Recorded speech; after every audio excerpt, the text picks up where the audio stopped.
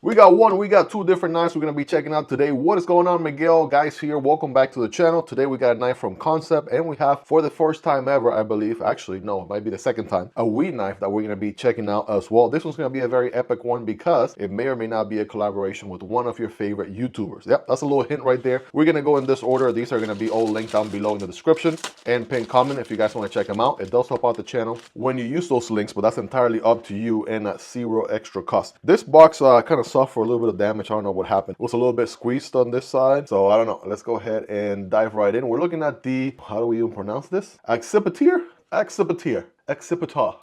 Okay, give me your best pronunciation in the comment right there. A King Nim design, 3.53 inches on the blade, rose gold 14C 28N steel with the green anodized aluminum on the handle in a fish scale texture. That should be a pretty sweet one. I think we saw the fish scale texture on the Fenrir for the first time here on the channel, the Tenable Fenrir. And this is a Kansept knife, so I'm surprised it's not on the Tenable lineup. So it's making a debut on the Kansept lineup first, and then it might make its way over to Tenable knives. We got a wiping cloth, we got some paperwork, and then we have some silica candy. Oh man, ladies and gentlemen, here it is. That weird name that we can't pronounce. Accipiter. This is hilarious. I just had to Google how to pronounce it. The accipiter is a type of bird. So there we go. There's a new word for the vocabulary, for the daily vernacular, if you know what I'm talking about. So we got the fish scales going on the aluminum prow liners here. Really digging the kind of OD military green with the sort of bronze looking rose gold. That's what they call it. To me, it's more like a bronze color. It actually contrasts pretty well. I mean, pretty good. What do you guys think? Deep pocket carry clip, right? The Kansept style, right? Reversible on the other side. That's the way to do it. We have sandwich construction, two standoffs with a tube for my lanyard people back there. And then let's go ahead and get it deployed here, right? It looks to be a plunge lock, button lock.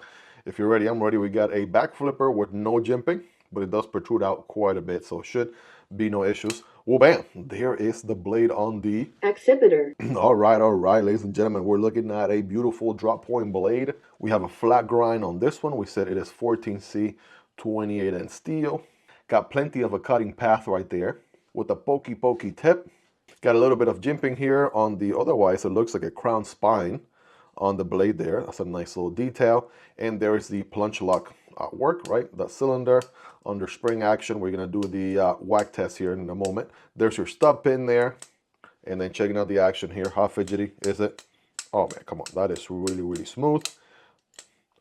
Deployment with the back flipper is solid. We can light switch it. Can we push button it? Okay, looks like we can. We just want to be intentional with it. The plunge itself is creating the detent feel. So no detent ball. So if you give it the beans, that's the way to do it. Got good alignment here, smack in the middle. You guys be the judge there. And as far as the ergos, check it out. Full 4-finger grip. That pocket clip is going to be a finger guard, right? It can accommodate slightly larger hands for sure. And I wouldn't necessarily consider that a finger choil. It is not necessarily big enough. But if you do want to use it, just be cautious, be aware, conscious of what you're doing. But yeah, this is the grip for this knife. Reverse grip, okay, that feels nice and comfortable. There's contour all the way around. It's got a little bit of curvature back here, so that helps with the ergos a lot. Friday night gas station fighting grip, that feels good.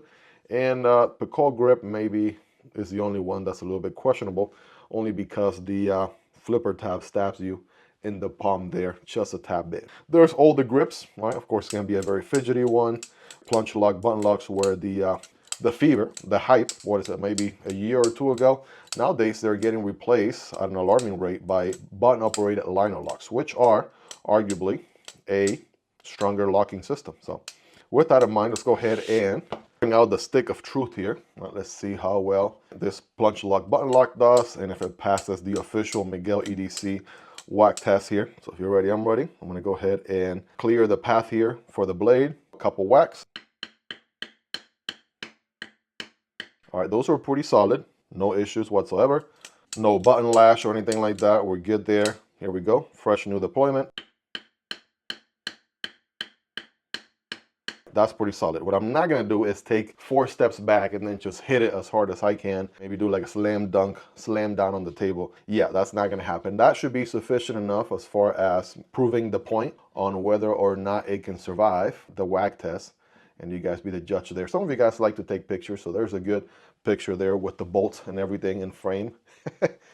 I gotta tell you something about this colorway. It just looks so good, right? I'm not sure if I've seen it in any other knives, but who would have thunk that this OD green, military green looking here, like olive green, with this rose gold, bronze looking, rusty looking brown here, will make such a great combo. I mean, I'm absolutely digging it. What are you guys' thoughts on the Accipiter? Accipiter. I'm going to practice that word quite a bit here over the weekend, the Accipiter. And I'm going to be asking my friends and family members, see how many of them know what an Accipiter is. This one is absolutely making a great first impression here, no doubt about it. Let's just put it next to a few models I have here on the table, because why not? Here is the Tenable Fenrir with a crossbar lock. It's got the aluminum diamond pattern scales. We have the aluminum Tenable Shard. This one's black and rose gold, looking the best right there. And one of my favorites as of recently here, the Link from Tenable Knives. By the way, you can get 10% off at Kansept and at Tenable with code MiguelEDC. That's right, code MiguelEDC gets you 10% off. So definitely make sure to leverage that, use it during checkout so you can get a discount. And of course, using the links below, those help out the channel at no extra cost to you.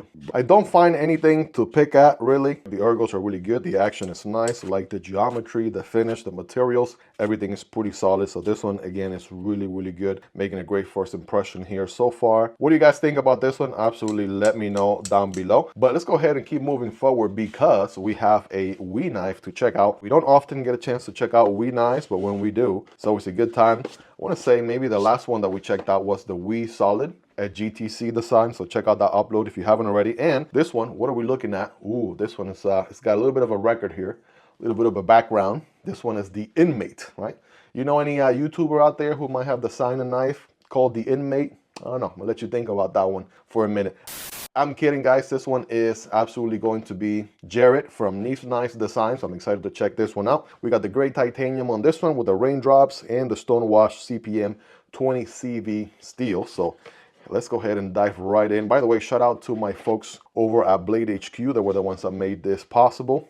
Lori, over there at Blade HQ, you're awesome. Thank you so, so much. I asked if it would be possible for me to check out one for review here on the channel, and they said yes, absolutely. So thank you for that. We got an outline here of another model, right? Trivia question. Let me know in the comments which model this is for extra bonus points. We got a WE sticker, we got some paperwork, a wiping cloth, more paperwork. Got the zipper pouch here with the WE Made Better logo on it. And here is the knife, ladies and gentlemen. Bada bing, bada boom. All right, here we go. And I gotta tell you, I am pleasantly surprised. This is a good size knife right here. So here we go. Let's go ahead and take a look. Oh, okay, Jared. We're finally checking out the Inmate right here, my guy. Let's take a look out. There are multiple different variants available on this one. I definitely went with the monochromatic aesthetics one here with the bead blasted titanium, or sort of like natural finish titanium with the raindrops. It's a very interesting milling, to say the least. I haven't seen this one as much on any other knife, so I like that. We got a front flipper here. We have an opening hole for deployment. We got that titanium pocket clip as well, with a very clean logo there in the pocket clip. It's not in the pivot. It's just simply in the pocket clip. Very nice and minimalistic. WE logo there. And if you guys are ready, I'm ready. Let's go ahead and get the Inmate deployed here. Bam! Bang! Knives, I'm Jared, and today we're checking out some really awesome knives. Okay, that actually fired out of there with an attitude. Holy smokes, guys. Check it out here. We got 20 CV on the steel. It says, I want to double check. It says Stonewash on the box, but it looks to me more like a bead blasted finish on this one. What do you guys think? Let me know. Got the WEKnife logo right there. And then pretty clean on the show side. I mean, look at this show side here. I'm going to set it down. I know you guys like to take some pictures and things like that. So very clean aesthetics here on the show side. And then also, you know, just a very tastefully done logo from WEKnife, and very tiny print here for the steel and things like that. I think Civivi, WEKnife, MagnaCut, right, the old sister brands, they do a good job at making the billboarding there very small. Now the other thing is, ooh baby, we are working with a hollow ground here, ladies and gentlemen. That feels very, very nice. That's going to be a slicey one. In case you don't know, I mean, obviously you probably know if you've been in the knife world for some time now. Jared, aka WEKnife, is a sharpening guru, right? And he has reviewed plenty of knives, so I can see where his design would kind of factor into the equation here on this one. We're going to check the ergos in a moment, but absolutely a very slicey geometry there. Now let's classify this blade here, right? We got a little bit of a drop point, got a little bit of kind of like a Spyderco vibe in a way, but obviously without the circle, just a nice little hump there. That's looking very interesting. The hole has a shape of its own unlike anything I've seen in any other knife design. Very unique, nice and contour all around. Should make it nice and comfortable upon deployment. And this is a frame lock. So we got some nice jimping here on the lock bar. Good access from the show side. Steel insert for steel on steel contact. That engagement right there is going to be about, what, maybe 30-ish%, 35% or so, right, without having to get a microscope. And yeah, should be nice and easy to disengage here. That feels good. I also noticed he did the stress relief cutout on the inside, so that going in and out of the pocket here won't be an issue, and it will be as smooth as possible. That pocket clip is about that much deep carry, and it's not reversible. I mean, that's a conscious decision, I'm sure, to keep the sign overall as pristine as possible. But let's go ahead and check the drop shot here, right, or the close. All right, that was pretty sweet. All right, let's try that again. Hold on a second. Okay, one more time. It's a drop shotty. This is out of the box. I mean, brand new out of the box. Pretty drop shotty, right, from the get-go. Front flipper, ooh, that is good. We do have jimping all the way around. That's the way to do a front flipper in 2026. Like to see that. Again, like I said, Jared has probably reviewed thousands upon thousands of knives at this point, so he knows what a good knife design will feel like. So thumb deployment is good. Got to remember with the frame lock not to put pressure on the lock bar. Spidey flick, I mean, that's where the money's at. That is absolute money right there all day. Money! And of course, you got that front flipper. Serve for some additional sauce, right? Multiple ways of deploying here. Work pretty good. Side of the index finger. Oh yeah, come on, man. Come on, Jared. What you do here, man? This is a masterpiece on how to design a knife. 101. So here we go. Ergos. Oh yeah, got handle for days. That feels pretty good. I mean, I could even do a hammer grip back here. We're good to go. I have average size hands, so you can forward choke and things like that. We can get a good grip pretty much just about anywhere. The titanium handles are nice and contour. I want to say, you know, obviously the milling does look really good for aesthetics. It's arguable if it gives you grip, but I mean, it's still better than just plain titanium, so I'll take that. And I do feel the pocket clip a tad bit. I'm gonna go a solid 9 out of 10 right there. So not bad at all. We do have a lanyard solution back here with the titanium back spacer for my lanyard people. So there you go, titanium everything. And you can do a lanyard there if you want to. Hardware, okay, no pull on the hardware, guys. So that's also good news. I do get pull on the pivot, but no pull here on this hardware at all. Of course, TA all around, that's the way to go. And yeah, there's no steel liners of any kind. This is just solid titanium on both sides with some good milling for weight reduction, right? Just with the doctor order. Very nice. Nice. But yeah, absolutely right off the bat, the Inmate, right? Feeling pretty good. It's a very interesting name too. I'm sure there's a backstory to this from what I've seen. I believe Jared did a video on some sort of background record or whatever he has, and he shared the whole story. And a lot of his knives have kind of like prisoner sort of little naming convention. This one's called the Inmate. There's one called the Misdemeanor, right? You get the idea there. Very cool concept if you ask me. Absolutely very unique. I don't think any other company is using a similar naming convention in any way, shape, or form. But a little bit of jimping here, minimal behind the little opening hole, but it actually locks in pretty good. Kind of like, I mean, not as much as like a Spyderco would, not as much as that, but you know, you get the idea, right? Similar to being able to leverage that hump behind the opening hole. By the way, this is the MagnaCut PM2 from Blade HQ. It is an exclusive and it just dropped today. It's a pretty cool value proposition here with MagnaCut steel made in good old US of A. Larry Thomas's masterpiece right there. And then you have a nice diamond pattern natural JG10 going on. So a very sweet exclusive. Absolutely check it out. It'll be linked down below if you guys want to learn more. But I can see a little bit of that here with the little hump here behind the opening hole for sure. I mean, this thing is comfortable, man. It feels nice on hand. You could do a long, prolonged period of cutting with this one. You should be all right. You have mostly a straight edge, but then you have a little bit of belly here towards the front. So if you're doing a little tip work, right, cutting maybe some rope or just cutting things with the tip, you should be all right. Also going to be a good slicer here with this blade. That hollow ground is just mean, absolutely mean hollow ground. And it's going to be a slicer.